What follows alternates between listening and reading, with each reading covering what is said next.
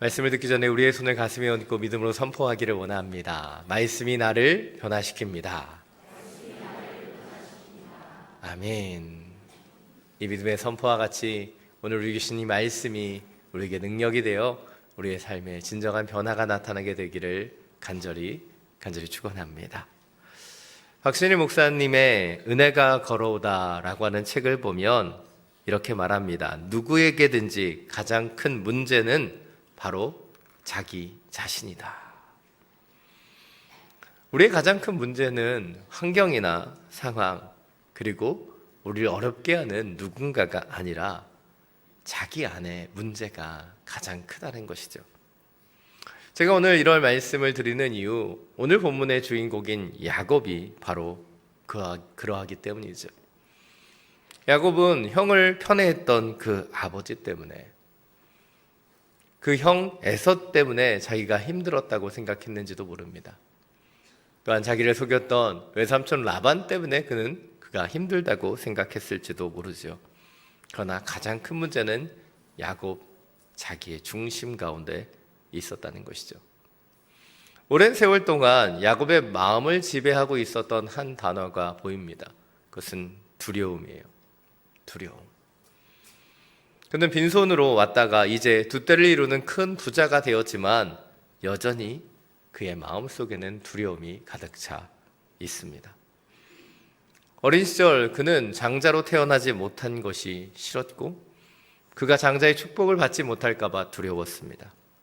그래서 장자권을 에서에게 샀고 아버지를 속여 거짓말을 했죠. 그러나 그 거짓말을 하면서도 그는 두려웠어요. 들켜서 저주를 받을까 두려워했던 것입니다. 또한 축복을 가로챈 이후에 그는 에서로부터 해코지를 당할까 그는 두려워했습니다.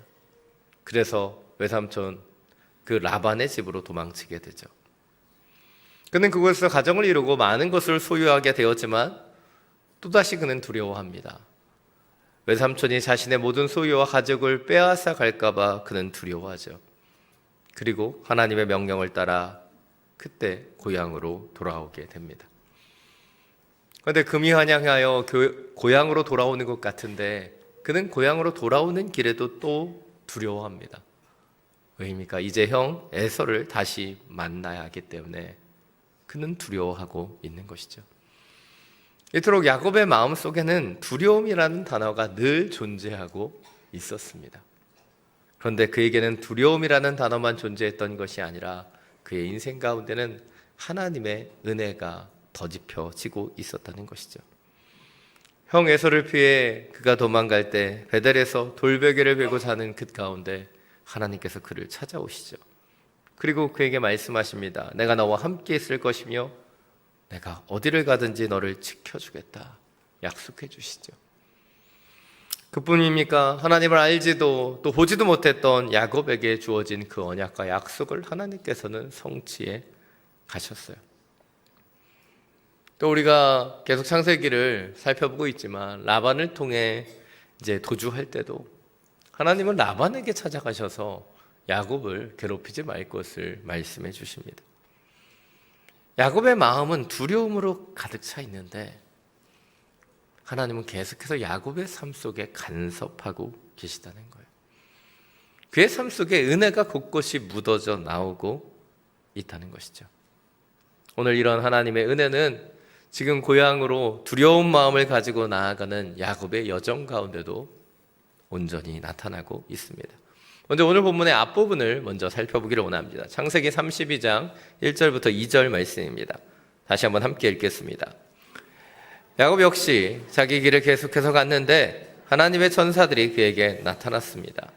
야곱이 그 뜻을 보고 이것은 하나님의 군대다라고 말하며 그곳을 마하나임이라고 불렀습니다. 그가 고향으로 돌아가는 여정 속에 하나님의 천사들이 야곱에게 나타나죠. 그리고 그 천사들을 보고 하나님의 군대 마하나임이라고 불렀던 것을 보면 얼마나 많은 천사들이 나타났는가 우리는 추측해 볼 수 있습니다. 이렇게 하나님께서 그의 두려움을 만지시기 위해 천사를 보내어 주셨어요. 군대와 같은 이 마하나임으로 역사하셨는데 야곱의 마음은 금방 또 불안해지고 두려워집니다. 왜냐하면 그 다음 말씀을 보면 그가 보냈던 정찰군, 심부름꾼이 돌아와서 형 에서가 400명의 장정들과 함께 이곳으로 오고 있다는 소식을 들었기 때문이죠. 그는 하나님의 천사를 만났음에도 불구하고 두려움 가운데 다시 들어가 인간적인 준비를 하기 시작합니다. 사람들과 가축을 두 무리로 나누고 한쪽을 치면 다른 무리는 도망가게 해야 되겠다라고 계획했던 것입니다. 근데 참 오늘 본문에서 재밌는 것은 뭐 저만 재밌을 수도 있을 것 같지만 이렇게 인간적인 계획과 준비를 다 해놓고 나서야 야곱은 기도하고 있다는 거예요. 야곱의 기도가 창세기 32장 9절부터 12절에 나타납니다. 우리 자막을 통해서 함께 읽겠습니다. 야곱은 기도했습니다. 제 할아버지 아브라함의 하나님, 제 아버지 이삭의 하나님 여호와여, 제게 내 고향 내 친척에게로 돌아가라. 그러면 내가 내게 은혜를 베풀어 줄 것이다 라고 말씀하지 않으셨습니까? 저는 주께서 주의 종에게 베풀어 주신 그 모든 자비하심과 신실하심을 감히 받을 자격이 없는 사람입니다. 제가 지팡이 하나만을 갖고 이 요단강을 건넜지만 이젠 이렇게 두 무리나 이루었습니다. 저를 제 형의 손, 곧 에서 형의 손에서 구원해 주소서. 그가 와서 저와 제 처자식들을 공격할까 두렵습니다. 그러나 주께서는 내가 분명히 내게 은혜를 베풀어 내 자손이 바다의 모래처럼 셀 수 없이 많아지게 하겠다고 말씀하셨습니다. 오늘 야곱은 에서가 자신의 처자식을 공격할까 봐 두려워하며 하나님께 기도합니다. 그가 기도하고 있는 근거는 무엇이에요? 베델에서 하나님께서 약속하셨던 그 말씀, 내 자손을 바다의 모래처럼 많아지게 하겠다라고 하신 그 약속을 붙잡고 기도합니다. 그런데 이 기도의 뉘앙스가 느껴지는 것은 하나님 앞에 간절한 부탁이나 하나님 앞에 애원하는 것이 아니라 저는 하나님을 협박하듯 기도한다고 생각합니다. 이렇게 약속하셨는데 왜 안 지켜주십니까? 그리고 그 다음에 어떻게 되죠? 야곱은 자신의 기도로 부족했다고 생각했는지 또 다시 자신의 일을 합니다. 창세기 32장 13절부터 21절을 보면 에서를 위한 뇌물을 준비합니다. 여러분, 선물과 뇌물의 차이를 아십니까? 선물은 선뜻 주는 거예요. 뇌물은 뇌를 굴리면서 주는 거죠. 왜 이 선물을 준비해요?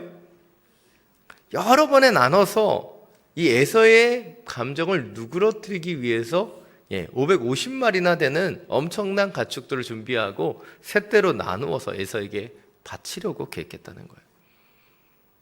이렇게 야곱은 자신의 일을 하면서 기도했다. 또 불안해지면 또 다른 것을 계획하는 그런 모습으로 주님 앞에 서 있습니다. 그리고 오늘 본문은 시작되고 있어요. 오늘 본문 22절부터 24절입니다. 다시 한번 함께 읽겠습니다. 그날 밤 야곱이 일어나 자기의 두 아내와 두 여종과 11명의 아들들을 데리고 야복 나루를 건넜습니다. 그는 그들을 데리고 시내를 건너 보내며 자기가 가진 것들도 다 건너 보냈습니다. 그리고 야곱은 홀로 남아 있었는데 동틀 때까지 야곱과 씨름을 했습니다. 모든 만발의 준비를 다 하고 그날 밤 가족들과 종들까지 다 보낸 이후에 야곱은 홀로 야복 강가에 남아 있었습니다. 왜 홀로 남았을까요? 아마 그의 감정과 생각이 복잡해졌기 때문일 것입니다. 잠도 오지 않고 어떻게 해야 될지 모르는 그런 여러 갈등 속에서 그는 멈추어 섰다는 거예요. 우리는 여기서 야곱이 지금 멈추어 섰다라고 하는 이 사실에 주목해 보기를 원합니다. 야곱의 인생을 보면요, 그는 끊임없이 달려오는 인생을 살아왔습니다. 형의 자리를 뺏고 싶어서 아버지께 인정받기 위해 달렸고, 장자의 축복을 받기 위해 열심히 달렸으며, 에서로부터 도망치기 위해 달렸고, 라헬을 얻기 위해 14년을 달렸으며, 라반으로부터 얻게 된 것을 다시 빼앗길까 봐 그는 도망치며 달렸습니다.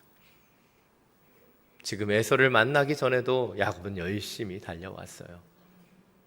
그가 할 수 있는 것을 다 하기 위해 심부름꾼도 보내고 정찰도 보내며 그 무리를 둘로 나누고 있을 공격에 대비하기도 하고 에서의 마음을 누그뜨리기 위하여 뇌물도 준비했습니다.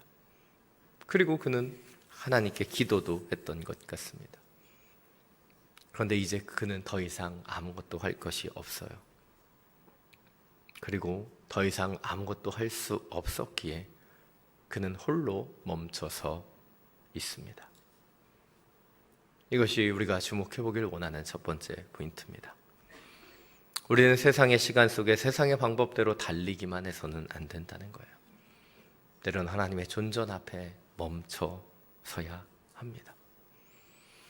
제가 큐티 세미나 필독서로 이용하는 생명의 묵상의 삶이라고 하는 책을 보면 성스러운 것을 보기 위해서 걸음을 늦추어야 한다라고 말합니다. 성스러운 것을 보려면 걸음을 늦추어야 한다는 거예요. 그런데 우리가 그 걸음을 멈추는 것은 너무나 어렵습니다. 우리는 세상의 관성대로 세상의 시간들을 살아가기 때문이에요. 그래서 우리가 아무런 생각을 하지 않으면 우리는 살아오던 속도대로 살아오던 방향대로 살게 돼요. 그래서 우리는 야곱처럼 멈추어야 합니다. 왜 하나님께서 우리 가운데 이 예배를 주셨는가? 그것은 이 예배가 하나님 앞에, 하나님의 존전 앞에 멈추는 시간이기 때문에. 왜 기도를 우리에게 원하시는가? 세상의 시간을 멈추고 하나님의 시간으로 들어가는 것이기 때문이죠. 내 속도, 내 생각으로 살아왔던 우리에게 하나님은 멈추어 서서 하나님의 속도를, 하나님의 생각을 느끼게 하기를 원하시는 거예요. 자, 여러분, 분주한 이 세상 속에 정신없이 속도 내어 살아가고 있었던 여러분의 모습이 있다면 잠시 멈추기를 원합니다. 주님의 발 앞에 엎드려 경배하며 주님의 시간 속으로, 주님의 속도에 우리가 발맞춰 다시 시작할 수 있는 은혜가 부어지게 되기를 간절히 원합니다. 오늘 24절부터 26절입니다. 다시 한번 함께 읽겠습니다. 그리고 야곱은 홀로 남아 있었는데 어떤 사람이 나타나 동틀 때까지 야곱과 씨름을 했습니다. 그 사람이 자기가 야곱을 이기지 못할 것을 알고는 야곱의 엉덩이 뼈를 쳤습니다. 야곱이 그 사람과 씨름하는 사이에 야곱의 엉덩이 뼈가 어긋나게 됐습니다. 그 사람이 말했습니다. 동이 텄으니 나를 보내다오. 야곱이 대답했습니다. 저를 축복하지 않으시면 못 갑니다. 얼마나 그가 홀로 있었는지 모르지만 그날 밤 어떤 사람이 후련히 나타나 동틀 때까지 야곱과 씨름을 하게 됩니다. 그리고 우리는 이 어떤 사람이 하나님이라는 것을 이미 여러 본문을 통해서 알고 있습니다. 그런데 하나님께서 갑자기 나타나셔서 야곱과 씨름을 하신다는 것 잘 이해되지 않습니다. 더 황당한 것은 오늘 보면 25절을 보면 하나님이 자기가 야곱을 이기지 못한다는 것을 느끼신다는 것도 이해가 되지 않아요. 더 황당한 건 무엇입니까? 그래서 하나님이 야곱의 엉덩이 뼈를 발로 찼다는 거예요. 공의 하나님이 반칙을. 너무 이해되지 않지 않습니까? 아니, 하나님이 야곱과 씨름하러 오신 것도 이해되지 않는데 반칙을 하신다? 더 놀라운 건 무엇입니까? 26절을 보면 이렇게 야곱을 발로 차고 도주하려다가 붙잡히셨다는 거죠. 근데 이유를 들어보세요. 동이 텄으니 나를 보내다오. 무슨 하나님이 드라큘라입니까? 왜 태양을 피해야 되는지 모르겠어요. 오늘 본문은 도통 이해할 수 없는 것들 뿐입니다. 왜일까요? 우리가 알고 있던 하나님의 모습과는 너무나 다르기 때문이죠. 하나님은 야곱 앞에서 굉장히 무기력해 보이고 야곱에게 반칙을 쓰시며 도주하려고 하십니다. 그런데 야곱은 그런 하나님과 씨름을 하고 그런 하나님을 붙잡고 있어요. 왜 하나님은 이런 모습으로 야곱에게 나타나시는 것일까? 야곱의 인생을 들여다보면 그 답을 알 수 있습니다. 야곱은 계속해서 싸우고 경쟁하는 인생을 살아왔기 때문이죠. 그는 태어나면서부터 쌍둥이에서 형과 경쟁했고 장자의 축복을 받기 위하여 경쟁했으며 그가 라반의 집에 가서는 이제 라반과 경쟁합니다. 그리고 그렇게 경쟁하면서 야곱은 많이 속이기도 하고 또 라반에게는 속기도 하고 다시 속이기도 합니다. 그런데 오늘 야곱을 찾아오신 하나님은 그에게 연약함으로 서 계세요. 그에게 져주시며 그가 요구하는 것을 못 이기는 척 들어주신다는 거예요. 오늘 야곱이 만난 하나님은 야곱의 인생에서 처음으로 만나는 그런 존재였다고 생각합니다.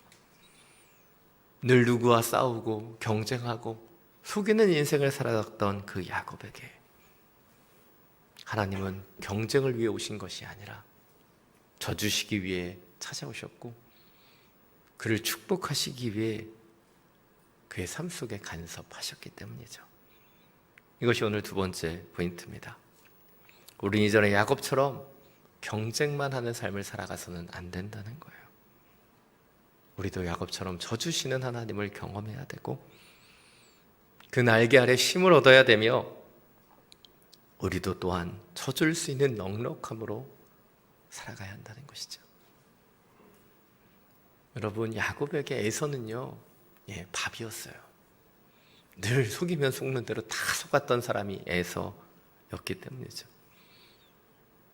그런데 어느 순간부터 야곱은 에서를 두려워했고 무서워합니다. 늘 두려움 속에 경쟁하던 야곱의 인생에 에서는 두려움이었고 아픔이었습니다. 그런데 이 야복강가에서 야곱의 인생의 영적인 터닝 포인트가 나타나죠. 그렇게 두려웠던 에서 앞에 이제 야곱은 나아가야 하기 때문이죠. 그런데 창세기 33장을 보면 32장에서 느꼈던 야곱의 두려움들을 발견할 수 없어요. 더 이상 에서를 두려워하지 않습니다. 그는 엉덩이뼈를 다쳤기 때문에 절뚝거리며 에서 앞으로 나아가죠. 그리고 에서 앞에 땅에 엎드려 7번 절을 하고 형 에서에게 다시 쩔뚝거리며 나아갑니다. 져주시는 하나님을 경험한 야곱은 더 이상 에서와 경쟁하지 않아요. 그리고 에서 앞에서 야곱은 자신을 형님의 종이라고 말합니다. 에서를 주인이신 형님이라고 말하고 계속해서 내 주라고 에서를 지칭합니다. 왜일까요? 더 이상 에서랑 경쟁하는 것이 아니라 져주시는 그 하나님의 마음으로 에서에게 질 수 있는 사람이 된 것이 야곱의 변화였기 때문이죠. 여러분, 하나님은 우리가 이 세상의 방법으로 싸우고 경쟁하는 것을 원하시지 않습니다. 야곱을 찾아오셨고 야곱을 만나주셨으며 야곱에게 은혜를 베푸셨던 것처럼 하나님의 방법으로 우리를 만지시고 우리 가운데 역사하실 거예요. 내 힘으로, 세상의 방법으로, 세상의 사람들과 싸우고 경쟁하는 인생이 아니라 우리를 만나주시며 우리에게 은혜를 베푸시며 우리에게 져주시는 그 하나님의 그 놀라우신 은혜를 회복하며 주님의 방법을 우리의 삶 속에 나타낼 수 있는 저와 여러분이 되시기를 간절히 축원합니다. 집에 가서 아내에게, 남편에게 져주시면 좋겠습니다. 오늘 보면 27절부터 28절입니다. 마지막으로 함께 읽겠습니다. 그 사람이 물었습니다. 내 이름이 무엇이냐? 그가 대답했습니다. 야곱입니다. 그 사람이 말했습니다. 이제 내 이름은 더 이상 야곱이 아니라 이스라엘이다. 내가 하나님과 겨루고 사람들과 겨루어 이겼기 때문이다. 오늘 하나님은 야곱에게 물으십니다. 내 이름이 무엇이냐? 하나님 몰라서 물으셨을까요? 하나님의 질문에는요, 다 의도성이 있습니다. 내 이름이 무엇이냐? 네가 누구냐? 이 질문은 20년 전 야곱이 이삭을 속이기 위해 들어갔을 때 아버지 이삭이 야곱에게 했었던 질문이에요. 그때 야곱이 뭐라고 대답했습니까? 저는 에서입니다 라고 대답했어요. 그가 속이고 거짓된 인생을 살았던 그 모습이지요. 그런데 20년이 지난 지금 야복강가에서 이제 이삭이 아닌 하나님이 야곱에게 똑같이 질문하십니다. 내 이름이 무엇이냐? 야곱은 대답하죠. 자신의 이름으로 대답합니다. 야곱입니다. 야곱입니다. 야곱의 뜻은 무엇입니까? 발 뒤꿈치를 잡은 자, 경쟁하며 싸우며 속이는 자.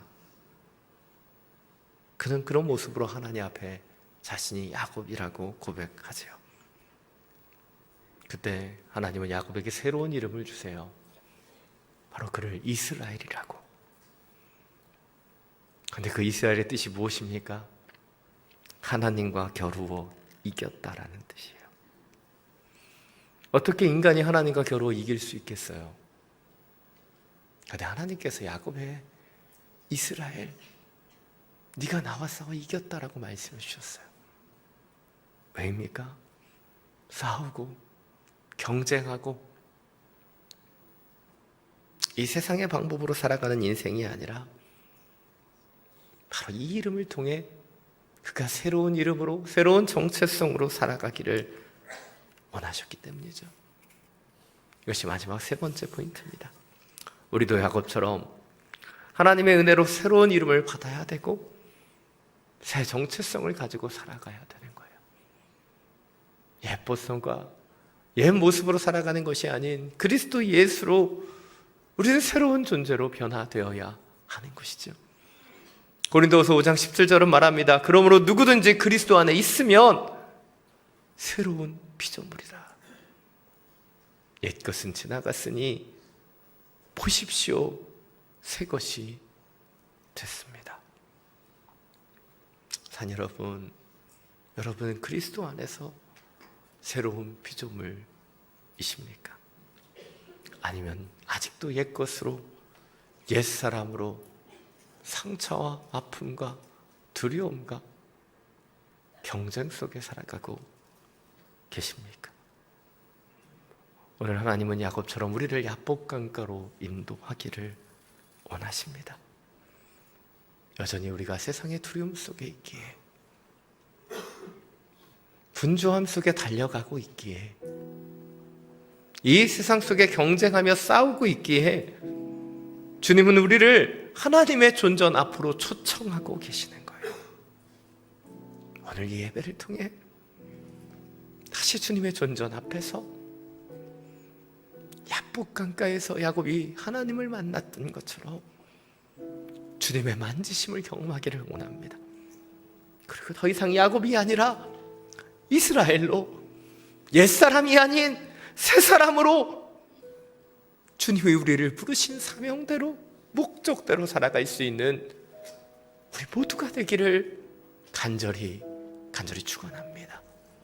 이 시간 주 앞에 엎드려 함께 찬양하며 나아갑니다. 주 앞에 엎드려 경배합니다. 오직 주께 주 경배합니다. 다른 신 아니 오직 주께 주 앞에 엎드려 주 앞에 엎드려 경배합니다. 오직 주께 주 경배합니다. 다른 신 아니 오직 주께 나의 모든 우상들 나의 보좌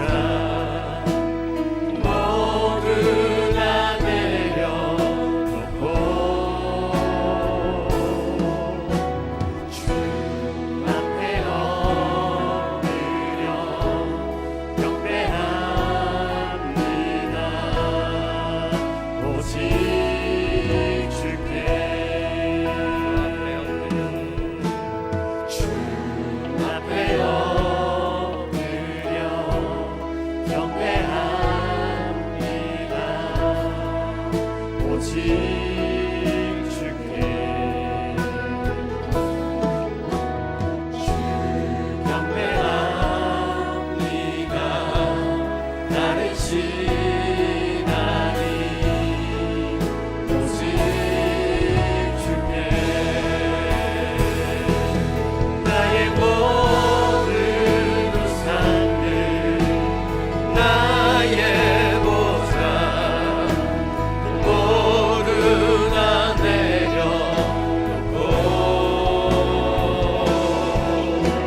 주 앞에 엎드려 경배합니다. 오직 주께 나의 모든 우상들은 나의 모든 우상들 나의 보좌 모두 다 내려놓고 주 앞에 엎드려 경배합니다. 오직 주께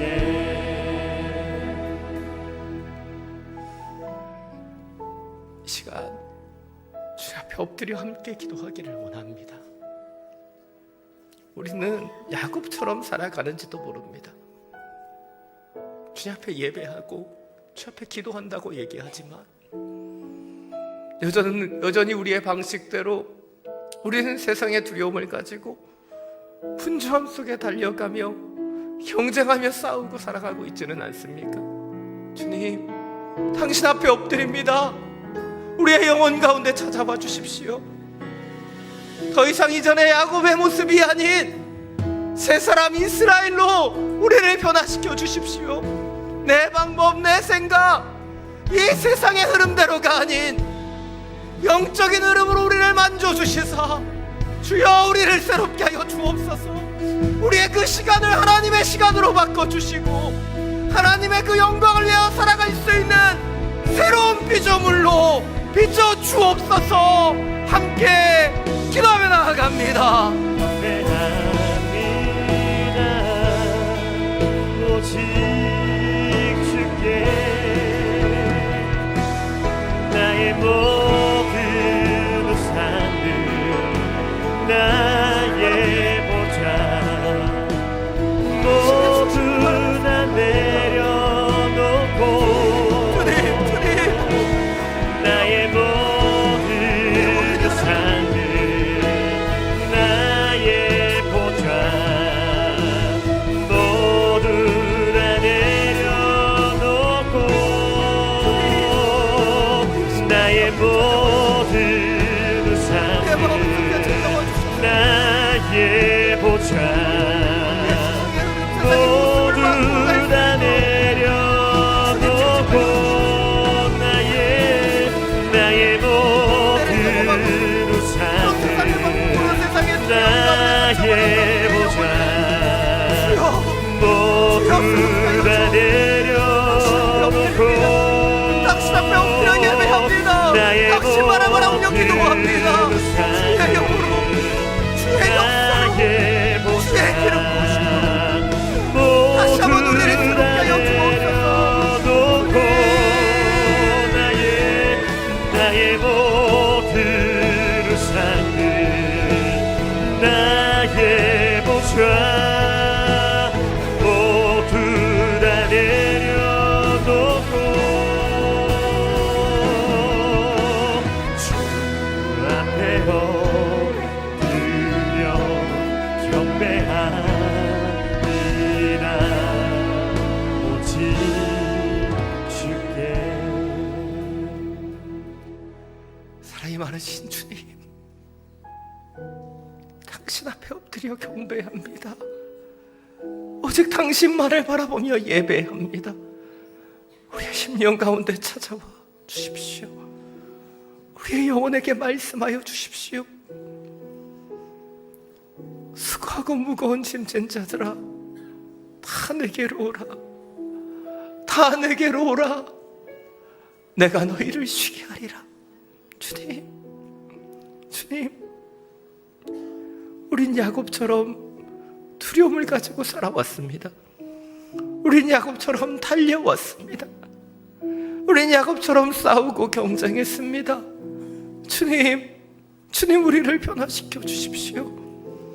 세상의 관성대로, 세상의 속도대로 살아가는 인생이 아니라 주님 앞에 엎드려 주님을 바라보며 주님의 존전 앞에서 주님이 주시는 새로운 이름으로, 새로운 목적으로 살아갈 수 있도록 주여 만지시고 함께하여 주옵소서. 세상의 방법으로 싸우는 자가 아닌 하나님의 말씀으로, 주님의 능력으로 승리하는 주의 자녀들 되게 하여 주옵소서. 모든 두려움은 사라질지어다. 나사렛 예수의 이름으로 명하노니 우리 가운데 있는 모든 연약함들은 도말될지어다. 주님 만져주십시오. 주님 역사하여 주시사 우리의 시간의 흐름들, 우리의 방법들을 주여 바꾸시고 역사하여 주시옵소서.